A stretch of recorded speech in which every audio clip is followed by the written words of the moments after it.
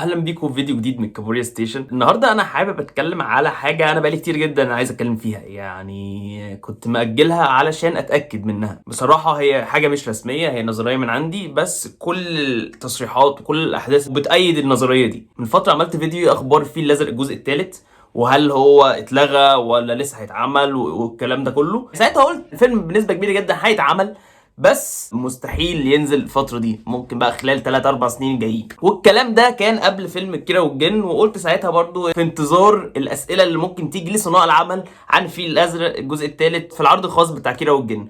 وده حصل فعلا. كريم عبد العزيز سأل واحمد مراد سأل عن ايه مصير الفيل الأزرق الجزء الثالث. كان في حيرة بقى، كان في حيرة في الردود. حسيت ان العملية من كلامهم مايلة اكتر ان هو ممكن ما يتعملش. بصراحة ده مش معناه ان هو اتلغى، بس يعني ممكن ناس كتير جدا شافتها اللي هو ممكن من ردود افعال احمد مراد مؤلف الرواية ومؤلف فيلمين الفيل الازرق، يعني من كلامه ان هو حابب يعمل، بس في عرقلة. كذا مرة قال برضو الحوار ده على حسب هم عايزين ولا لا، او على حسب ينفع نعمله ولا لا. انا كزياد مقتنع ان هو مفيش ازمه ماليه او ان هو صعب في الميزانيه ان هو يتعمل. يعني فيلم الفيل الازرق طبعا هو بادجت كتيره جدا، ميزانيه كبيره جدا، بس مش ازمه. ما اعتقدش يعني ان هي ازمه بالنسبه للمنتجين عندنا في مصر بالذات، ان احنا حاليا بيحصل دعم من بلاد اخرى. فلو هتكلمني على الانتاج فانا مش مقتنع ان الازمه انتاج.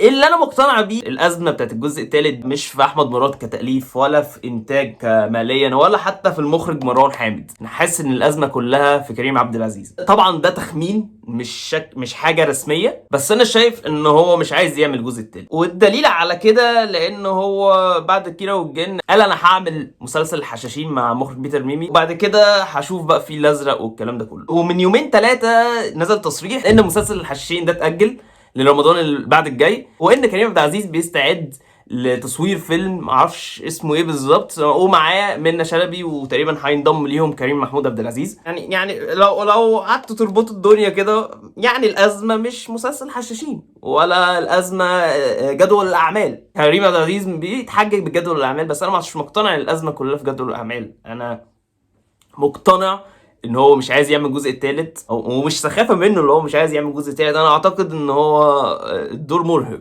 شخصيه يحيى راشد بتاعت الفيل الازرق مرهقه جدا ومتعبه جدا، وبيبان على كريم عبد العزيز ان هو فعلا بيبقى مرهق وتعبان. بالنسبه لشخصيه عندها مشاكل نفسيه وشخص مدمن كحول ومش عارف ايه ومخدرات والكلام ده كله، طبيعي جدا هتبقى تجسيدها صعب. زائد كمان ان هو العمليه بيبقى فيها اكشن ومش عارف ايه.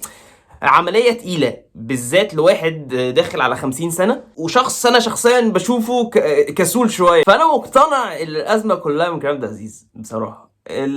زائد كمان لو مش هنتكلم على صحيا ومش هنتكلم على تجسيد الشخصية، فهو رحنا جينا مهما كان الفيل الأزرق. أنا بحب القصة دي، والجزء التاني كان كويس برضو، بس العالم بتاع الفيل الازرق ده كئيب. اكيد الممثلين دولت بيتاثروا بالاجواء وبيتاثروا بالحاجات دي. زائد كمان بقى في شويه خوف، اللي انت بتتكلم في قصه فيها جن ومش عارف ايه. وحتى خالد الصاوي لما عمل الفيل الازرق الجزء الاول كان برضو بيقول الموضوع صعب. فانا بصراحه مدرك حاجه زي دي.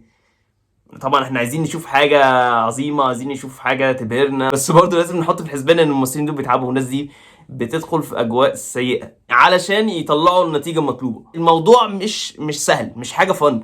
يعني حتى لو لاحظتوا كريم عبد العزيز بيتجه حاليا في السينما ان هو بيعمل افلام كوميدي شويه، بغض النظر عن كيرة والجن طبعا. فانا شايف ان كريم عبد العزيز حاليا مش مستعد يعمل الجزء الثالث، وشايف ان الازمه كلها مترتبه عليه، مش في انتاج ولا في احمد مراد ولا في المخرج مروان حامد. لان حتى مخرج مروان حامد انا مش شايفه بيعمل حاجه مثلا، او متعاقد ان هو هيعمل حاجه مع احمد مراد. بس برضه زي ما قلت الكلام ده مش رسمي، ومش معناه ان الفيلم اتلغى. يعني حتى لو كريم عبد العزيز مش حابب يعمل الجزء الثالث، فبرضه هيبقى حاليا محدش بيبقى عايز حاجه ويبقى للابد. يعني المشاريع سواء مسلسلات او افلام اللي بتتلغى او بتموت وللاسف مصيرها بيبقى مجهول، دي بتبقى لما يكون في ازمات في الانتاج، اللي هو خلاص هي ملهاش منتج، مفيش منتج عايز يشتريها، او الشركه اللي كانت بتنتجها حصل لها مشاكل. يعني المشاكل دي يعني اللي هي المشاكل الانتاجيه، حاجه مثلا زي مسلسل العهد الجزء الثاني، حاجه مثلا زي فيلم الف ليله وليله اللي كان فيه كوكبه من النجوم حرفيا، وكان بطوله غادة عادل وعمرو واكد، في حاجات تقيله. وعايز اتكلم على الفيلم ده يا جماعه، برضو الفيلم ده كان بجد باين عليه اللي هو هيبقى فيلم عظيم. فانا برضو عندي امل بصراحه، يعني ممكن برضو كريم عبد العزيز يعمل فيلمين ثلاثه في السينما، ويعمل له مثلا مسلسل حشاشين، ممكن يعمل له كذا حاجه. وممكن برضو احمد مراد ومروان حامد يعملوا فيلم مع كريم عبد العزيز، او ايا كان فيلم تاني، حاجه تانيه خالص. يعني بريك كده ممكن 3 4 5 سنين ويرجعوا تاني للفيل الازرق. او ممكن حتى احمد مراد مثلا يعمل روايه للفيل الازرق، يشبك الجزء التاني للفيلم مع الجزء التالت اللي عايز يعمله فيلم، يربطها كده في روايه، يسيبها تاخد نفسها، تنجح، تسمع، تشوف الدنيا هتبقى عامله ازاي، بعد كده يعملوا الجزء التالت. بس كده يا جماعه، دي حاجه كده انا عايز اتكلم عليها بقالي فتره. وزي ما قلت ان شاء الله يعني تكون نظريه غلط، وحتى لو نظريه صح اتمنى فعلا حاجه زي دي تعدي بسرعه ويبقوا كلهم اون فاير، ونشوف الجزء الثالث من الفيل الازرق في اقرب وقت ممكن. بس كده يا جماعه، ده الفيديو بتاع النهارده، اتمنى يكون عجبكم. كان معاكم زياد المغربي من كابوريا ستيشن. كابوريا كابوريا، لو أزوني